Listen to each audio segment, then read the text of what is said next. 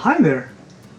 I'm here right now with Gus Gus, a lizard that you already know from several videos, like 5 of the best pet lizards you could possibly get, from our head-to-head video with the Savannah monitor, from the video about Argentine tegus, because the Argentine tegu, frankly, might be the greatest pet lizard on planet Earth. I've told you this before. If I could only keep one animal from my entire collection, this is it. It would be Gus Gus. He is just unbelievable. But Argentine tegus are not right for everyone. And one of the biggest drawbacks to a lizard like this, also one of the biggest reasons to have a lizard like this, but one of the biggest drawbacks is just their size. They're huge. This is a great big lizard, and everything else in its life is great big as a result. Its enclosure is big, its food budget is big, everything's big, and so they're not perfect for everybody. We started thinking, for those people that would love to have a tegu, but for whom a tegu is just not reasonable, what would be the best possible alternative? What might fill that tegu-shaped hole in your heart? There are smaller teid lizards. Tegus fall into the family Teidae, and there are other teids, like whiptails and amoebas, that are essentially tiny tegus. But when it comes to this behavior, when it comes to acting like a tegu, they're a lot more nervous. They're really not much like a tiny tegu. They're behaviorally very different from their cousins. So that put us back to the drawing board. When it comes to care and temperament, what lizards would be the ideal tegu replacement in a comparatively small package?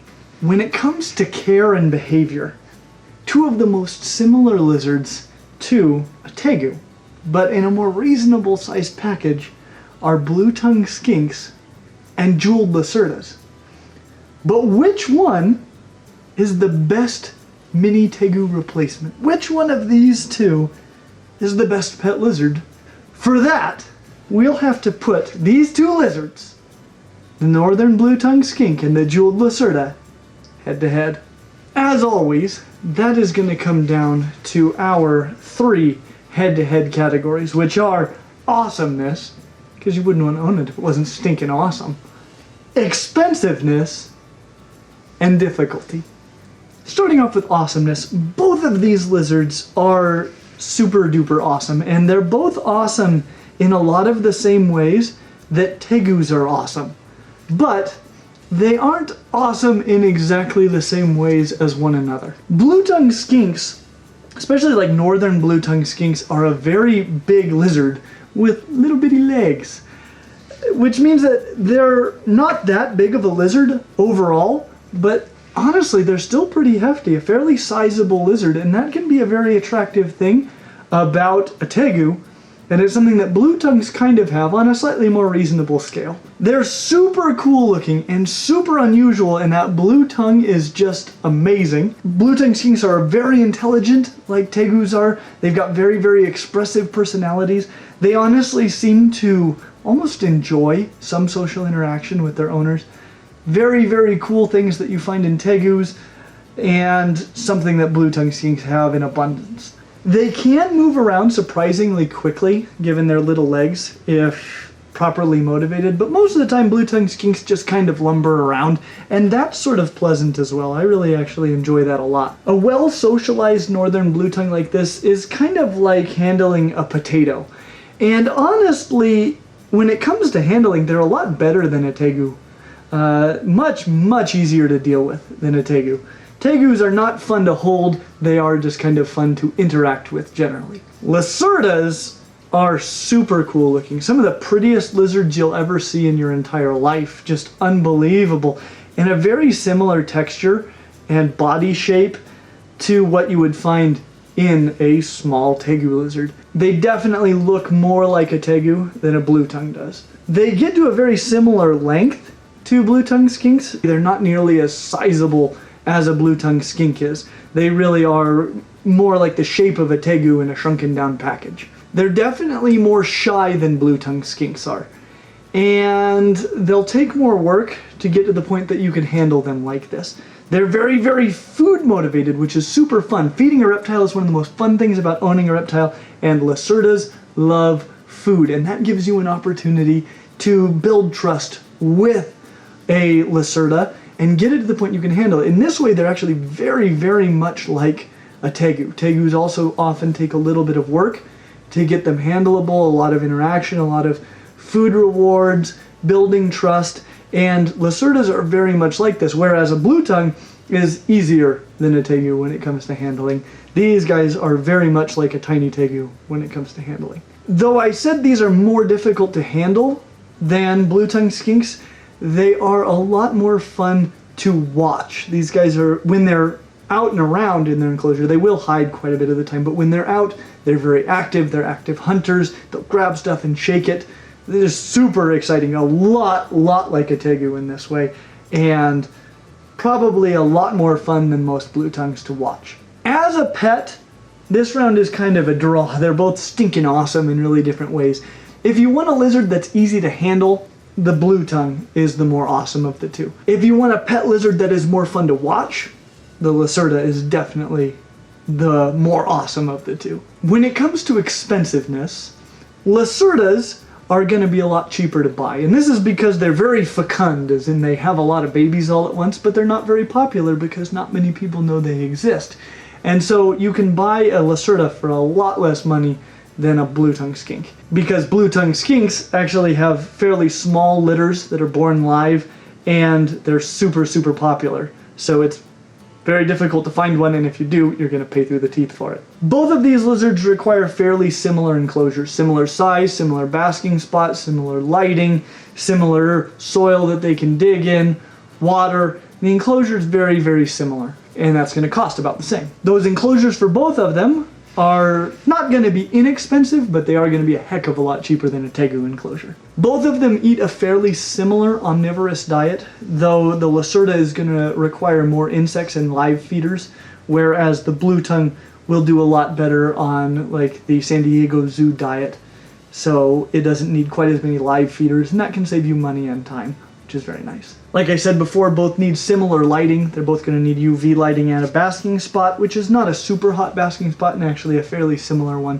So that's definitely something they have in common. Lacertas of the two are going to need to eat more often. Lacertas need to eat about every day, whereas blue tongues will only need to be fed a few times a week. In fact, if you overfeed them, they can become obese. So this round of expensiveness, also kind of a draw.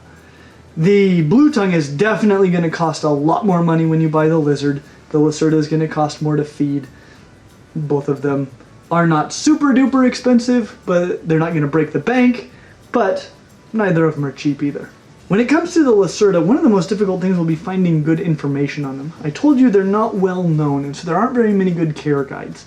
So that honestly can make them a little bit more difficult, whereas northern blue tongues, there's a bajillion good care guides out there for them. Other than that, the hardest thing about a Lacerta will just be keeping the humidity right, and that's going to be something you're going to have to deal with every day, making sure that you mist to keep it humid enough, but that you don't get it too humid where they start to develop skin infections. These kind of things can be a pain in their daily maintenance that a Lacerta needs. Blue tongues also require you to keep humidity right, especially so they don't lose toes when they shed. You need to stay on top of that, especially when they're shedding their skin, but not quite as diligently as with a jeweled Lacerta. Lacertas also require a diversity of feeder animals like snails and also a lot of different insects in addition to fruits and vegetables, whereas a blue tongue also requires a varied diet, but of things more readily available even at a grocery store.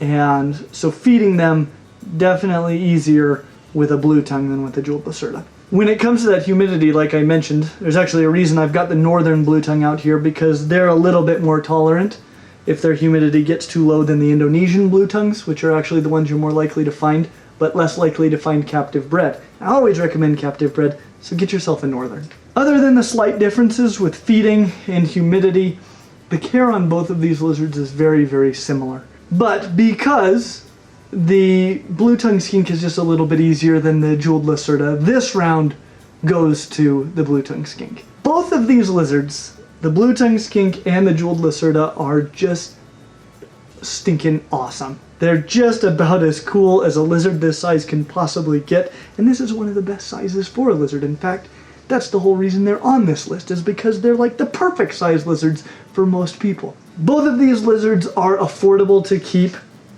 They're not super inexpensive, but they're generally speaking not going to break the bank. The blue-tongued skink is a little bit easier to keep than a jeweled Lacerta.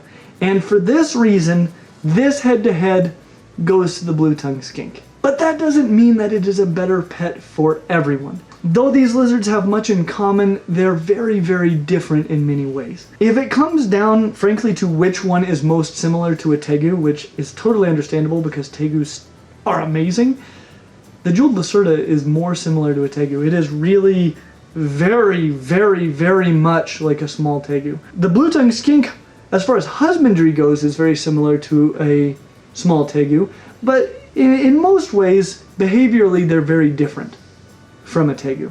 And so if it comes down to which one is more like a tiny tegu, jeweled Lacerta wins hands down. So I guess in that way, both of these lizards win this head-to-head. They're just playing different games. If you haven't already seen it, or even if you have, you should definitely check out our full video on the blue-tongued skink, and our full video, which may or may not be right there, but it will be soon, our full video on the jeweled Lacerta. And stay tuned to see if the jeweled Lacerta makes it onto our next list of 5 of the best pet lizards you could possibly get. As always, like and subscribe, and we hope to see you real soon. And let us know which of these 2 lizards you think is the best tiny alternative to a tegu. Got my favorite lizard. Alright, I'll run him upstairs. You did good, Gusherton. Look at that goofy bending lizard. Alright. Now he wants to not only head back, but head back straight at me. Okay. Stay. Good. Stay.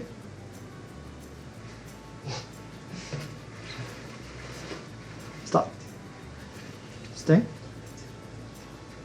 He has been known to slowly bite things in front of his face.